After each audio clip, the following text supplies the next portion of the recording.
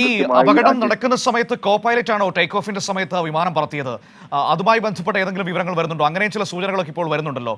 ഈ ഒരു വിമാനത്തിന്റെ പറക്കൽ സമയത്ത് ഏറ്റവും പ്രധാനപ്പെട്ട സമയം എന്ന് പറയുന്നത് ടേക്ക് ഓഫും ലാൻഡിങ്ങും ആണല്ലോ. ആ സമയത്ത് കോ പൈലറ്റിനെ എന്തുകൊണ്ട് നിയന്ത്രണം ഏൽപ്പിച്ചു എന്നതും പ്രധാനപ്പെട്ട ഒരു വിഷയമല്ലേ സിബി? അതിനെക്കുറിച്ച് ഏതെങ്കിലും തരത്തിൽ പരാമർശമുണ്ടോ റിപ്പോർട്ടിൽ? മനു, ഇതിന്റെ ഏറ്റവും പ്രധാനപ്പെട്ട കാര്യം ഈ പൈലറ്റുമാർ രണ്ടുപേരും, ഈ രണ്ട് പൈലറ്റുമാരും വിമാനം പറപ്പിച്ച് വളരെയധികം പരിചയസമ്പന്നരായ ആളാണ്. ഒന്ന് മെയിൻ പൈലറ്റ് ഏകദേശം 8000-ലധികം മണിക്കൂർ വിമാനം പറപ്പിച്ച് പരിചയമുള്ള ആളാണ്. സഹപൈലറ്റാകട്ടെ അദ്ദേഹവും 1200-ലധികം മണിക്കൂർ വിമാനം പറപ്പിച്ച് പരിചയമുള്ള ആളാണ്. അതുകൊണ്ട് തന്നെ ഇതിൽ കോ പൈലറ്റോ പൈലറ്റോ എന്നുള്ളത് ഒരു വലിയ ചോദ്യമായി ഇരിക്കുന്ന വലിയ പ്രശ്നമായി നിൽക്കുന്നില്ല എന്ന് ആദ്യഘട്ടം തന്നെ അവർ പറഞ്ഞിരുന്നു. രണ്ടുപേരും പരിചയസമ്പന്നരായ ആളുകളാണ്. പക്ഷെ അതുകൊണ്ട് തന്നെ ഈ പൈലറ്റുമാരിൽ ഈ ഒരു കുറ്റം ചാർത്തിക്കൊണ്ട് ബോയിങ് കമ്പനിയെയും എയർ ഇന്ത്യ കമ്പനിയെയും അതിൽ രക്ഷപ്പെടുത്താനുള്ള ശ്രമം നടക്കുന്നുണ്ടോ എന്നൊരു ആക്ഷേപം പരക്കെ നടക്കുന്നത്. അതുകൊണ്ട് തന്നെയാണ് ഈ പൈലറ്റുമാരുടെ സംഭാഷണത്തിൽ നിന്നും ഇത് കട്ടായി പോയി എന്നൊരാൾ പറയുന്നു, എന്നാൽ ഞാൻ ഇത് തൊട്ടിട്ടില്ല, അല്ലെങ്കിൽ ഞാനിത് കട്ടാക്കിയിട്ടില്ല എന്ന് മറ്റുള്ള ആൾ പറയുന്നു. അങ്ങനെ അങ്ങനെയാണെങ്കിൽ ഇത് പൈലറ്റുമാർ അറിയാതെ ഇത് ഓഫ് ആയതാണെങ്കിൽ അതിന് പ്രധാനമായി രണ്ട് കാരണമാണ് നമുക്ക് സംശയിക്കാവുന്നത്. ഒന്നെങ്കിൽ വിമാനത്തിന്റെ വലിയ സാങ്കേതിക തകരാറ് സംഭവിച്ചു, അങ്ങനെ ആ സ്വിച്ച് കട്ട് ഓഫ് ആകുന്നു.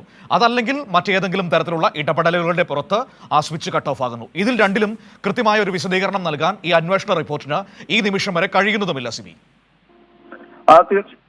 മനു, തീർച്ചയായും ഈ റിപ്പോർട്ടിൽ പറയുന്ന കൂടുതൽ കാര്യങ്ങൾ, അതായത് അട്ടിമറിക്ക് ഒരു സാധ്യതയുമില്ല. അതായത് ഈ വിമാന അപകടത്തിൽ യാതൊരു അട്ടിമറി ഇല്ല. മാത്രമല്ല ഇത് ഈ വിമാനത്തിൽ അപകടകരമായ ഒരു വസ്തുവും കണ്ടെത്തിയിട്ടില്ല. കൂടാതെ ഈ പറന്നു വരുമ്പോൾ ഇതിൽ പക്ഷികളുടെ ശല്യമോ അല്ലെങ്കിൽ പക്ഷികൾ വന്ന് ഇടിക്കുകയോ അങ്ങനെ ഒന്നും സംഭവിച്ചിട്ടില്ല. കൃത്യമായ നല്ല കാലാവസ്ഥയായിരുന്നു, തെളിഞ്ഞ ആകാശമായിരുന്നു, നല്ല ദൃശ്യപരിധി ഉണ്ടായിരുന്നു, നേരിയ കാറ്റ് മാത്രമേ ഉണ്ടായിരുന്നുള്ളൂ എന്നൊക്കെ അവർ കാലാവസ്ഥയുമായി ബന്ധപ്പെട്ടുകൊണ്ട് പറയുന്നു. അതായത് ഈ ഇതിൽ ഉപയോഗിച്ച ഇന്ധനം പൂർണ്ണമായും ശുദ്ധമായിരുന്നു, അത് കൃത്യമായി പരിശോധിച്ചു. ഇന്ധനം നിറയ്ക്കുന്ന സ്രോതസ് അതിലും മലിനീകരണമൊന്നും കണ്ടെത്തിയിട്ടില്ല എന്നും ഈ റിപ്പോർട്ടിൽ കൂടുതലായി പറയുന്നുണ്ട്. അങ്ങനെ ഈ പൈലറ്റുമാർ ഈ എഞ്ചിൻ ഇത് വീണ്ടും പ്രവർത്തിക്കാൻ വേണ്ടി ശ്രമിച്ചു. പക്ഷേ അത് ഭാഗ്യമായി വീണ്ടെടുക്കാൻ മാത്രമേ കഴിഞ്ഞുള്ളൂ. അതിനു മുമ്പ് തന്നെ പിന്നീട് ഇത് അപകടം ഉണ്ടാവുകയായിരുന്നു. വിമാനം പറന്നിരുന്ന് 32 സെക്കൻഡിനുള്ളിൽ തന്നെ വായുവിൽ നിന്ന് അപ്പം തന്നെ ആ ഹോസ്റ്റലിലേക്ക് ഇടിച്ചു കയറി അത് വിമാന അപകടം ഉണ്ടായി എന്നുള്ളതാണ് ഇപ്പോൾ ഈ റിപ്പോർട്ടിൽ വിശദമായി പറയുന്നത്.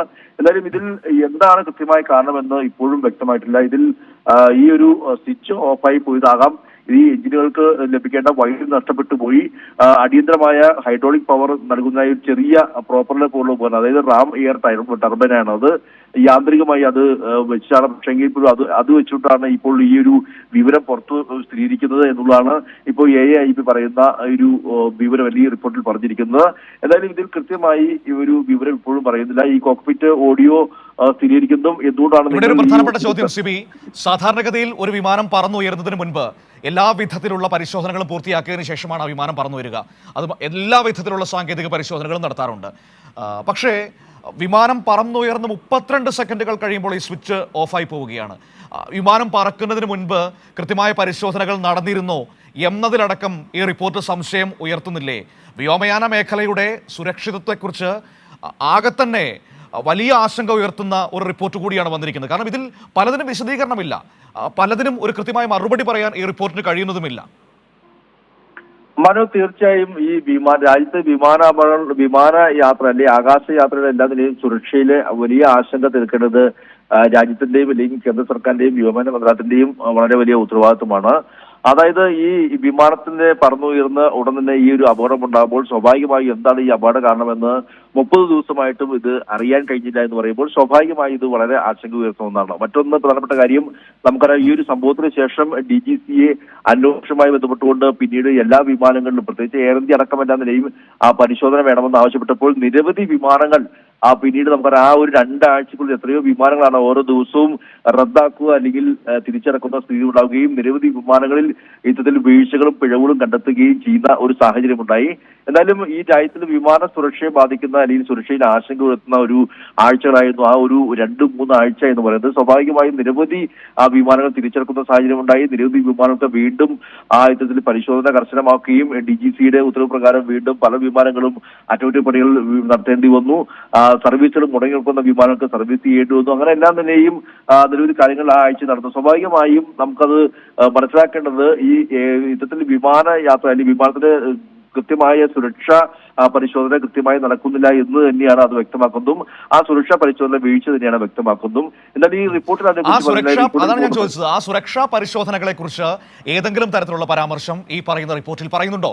കാരണം ഈ സുരക്ഷാ പരിശോധനകൾ പൂർത്തിയാക്കി ഈ സ്വിച്ചൊക്കെ പ്രവർത്തിക്കുന്നുണ്ട് എന്ന് ഉറപ്പ് വരുത്തിയതിനു ശേഷമാണല്ലോ വിമാനം റൺവേയിലേക്ക് പോലും കൊണ്ടുവരിക. അപ്പോൾ ആ വിധത്തിലുള്ള പരിശോധനകൾ നടന്നതായിട്ട് റിപ്പോർട്ടിൽ പറയുന്നുണ്ടോ? ഇല്ലെങ്കിൽ ഈ പരിശോധനകളിലടക്കം വിമാനം നിലത്ത് കിടക്കുന്ന ഗ്രൗണ്ട് സ്റ്റേജിലടക്കം വലിയ വീഴ്ചകൾ സംഭവിച്ചിട്ടുണ്ട് ഇതുമായി ബന്ധപ്പെട്ട എല്ലാ വിഭാഗങ്ങൾക്കും എന്നല്ലേ നമ്മൾ മനസ്സിലാക്കേണ്ടത്? അതും മറച്ചു വെക്കേണ്ട തരത്തിൽ ഇപ്പോൾ ഒരു റിപ്പോർട്ട് പുറത്തുവിട്ടിട്ട് എന്ത് ഗുണമാണ് ഉണ്ടാകുന്നത്? എന്ത് നേട്ടമാണ് ഇങ്ങനെ ഒരു റിപ്പോർട്ട് വരുന്നത് കൊണ്ട് നമ്മുടെ വ്യോമയാന മേഖലയ്ക്ക് ഉണ്ടാകാൻ പോകുന്നത്? ഇതിനു മുൻപ് ഈ വിമാനം പറന്നു വരുന്നതിന് മുമ്പ് എന്ത് പരിശോധന നടത്തിയെന്ന് ഈ റിപ്പോർട്ടിൽ പറയുന്നില്ല. പക്ഷെ ഇവർ പറയുന്നത് കണ്ടെത്തിയ കാര്യങ്ങൾ, അതായത് ഒന്ന് ഇതിന്റെ ത്രസ്റ്റ് ലിവറുകൾ അത് കണ്ടെത്തിയപ്പോൾ അത് പ്രവർത്തനരഹിതമായിരുന്നു. പക്ഷെ ഈ ബ്ലാക്ക് ബോക്സ് ടേക്ക് ഓഫ് ചെയ്യുന്ന സമയത്ത് ഈ ത്രസ്റ്റ് സജീവമായിരുന്നു, അതായത് ത്രസ്റ്റിന് കുഴപ്പമുണ്ടായില്ല എന്നുള്ളതാണ് ഇവർ പറയുന്നത്. ഒന്ന്. രണ്ടാമത് ഈ ഇന്ധനം, ഈ വിമാനത്തിൽ നിറയ്ക്കുന്ന ഇന്ധനം അത് ശുദ്ധമായിരുന്നു. ഇന്ധനം നിറയ്ക്കുന്ന സ്രോതസ്സുകളിൽ നിന്നും മലിനീകരണം ഒന്നും കണ്ടെത്തിയില്ലായിരുന്നു രണ്ടാമത് പറയുന്നു. മറ്റൊന്ന്, ഈ പറന്നു വരുമ്പോൾ ഇതിന്റെ ഫ്ലാപ്പ് സെറ്റിംഗ്സ്, അതായത് ഇതിന്റെ ഗീറുമെല്ലാം തന്നെയും സാധാരണമായിരുന്നു. ഈ പക്ഷികളും മറ്റും അവിടെ ശല്യം ഉണ്ടായിരുന്നില്ല. തെളിഞ്ഞ ആകാശമായിരുന്നു. കാലാവസ്ഥ പ്രശ്നം ഉണ്ടായിരുന്നില്ല. നല്ല ദൃശ്യപരിധി ഉണ്ടായിരുന്നു. നേരിയ കാറ്റ് മാത്രമേ ഉണ്ടായിരുന്നുള്ളൂ എന്ന് ഇവർ പറയുന്നു. കൂടാതെ ഈ പൈലറ്റുമാരുടെ യോഗ്യത അതെല്ലാം തന്നെ വ്യക്തമാണെന്നും ഇവർക്ക് കൃത്യമായ യോഗ്യതയുണ്ടെന്നും ഇരുവരും ആരോഗ്യമുണ്ടാകും, അവരുടെ ആരോഗ്യപരമായും അവർക്ക് പ്രശ്നം ഉണ്ടായിരുന്നില്ല എന്നും ഇവർ കൃത്യമായി വിശ്രമിച്ച് തന്നെ ജോലി ചെയ്യുന്ന ഒരു ഘട്ടത്തിലായിരുന്നു എന്നും പ്രവർത്തന പരിചയമുണ്ട് എന്നും ഇവിടെ റിപ്പോർട്ട് പറയുന്നു. മറ്റൊന്ന് പറയുന്നത്, അട്ടിമറിക്ക് ഒരു സാധ്യതയുമില്ല, അതിന് കൃത്യമായ തെളിവുകളില്ല. പക്ഷേ ഈ ഇന്ധന സ്വിച്ച് തകരാറുണ്ടായ സാധ്യത, അതിനെക്കുറിച്ച് കൃത്യമായി ഒരു കാര്യങ്ങൾ കൂടുതൽ പഠിക്കേണ്ടതുണ്ട് എന്നുള്ളതാണ് ഇവർ പറയുന്നത്. എന്തായാലും എയർ ഇന്ത്യ ഇത്തരത്തിൽ പരിശോധന നടത്തിയില്ല എന്നും തന്നെയാണ് നമുക്ക് മനസ്സിലാക്കേണ്ടത്. ഈ വിമാനത്തിൽ അപകടകരമായ മറ്റൊരു വസ്തുക്കളും ഉണ്ടായിരുന്നില്ല എന്നും ഈ റിപ്പോർട്ടിൽ പറയുകയും ചെയ്യുന്നു. എന്തായാലും ഇനിയിപ്പോൾ വരും മണിക്കൂർ മാത്രമേ ഇതിന്റെ കൂടുതൽ കാര്യങ്ങൾ വ്യക്തമാവുകയുള്ളൂ. നിലവിലെ സ്ഥിതി അനുസരിച്ച് ഈ സ്വിച്ചുകളിലേക്ക് മാത്രം ഈ അന്വേഷണം കേന്ദ്രീകരിച്ചുകൊണ്ടുള്ളത് റിപ്പോർട്ടാണെന്ന് പറയേണ്ടി വരും. പക്ഷെ എങ്കിലും അതിന്റെ ദുരൂഹത ഇപ്പോഴും ബാക്കി നിൽക്കുകയാണ്. എന്തുകൊണ്ട് ഈ വിമാന അപകടം ഉണ്ടായി, എങ്ങനെയാണ് സ്വിച്ചുകൾ പ്രവർത്തനരഹിതമായത്, ഇത് മനഃപൂർവ്വമാണോ അതിൽ അല്ലാതെ യാന്ത്രികമായി സംഭവിച്ചതടക്കമുള്ള ചോദ്യങ്ങളിൽ ഇനിയും ഉത്തരം ലഭിക്കേണ്ടി വരും മനു.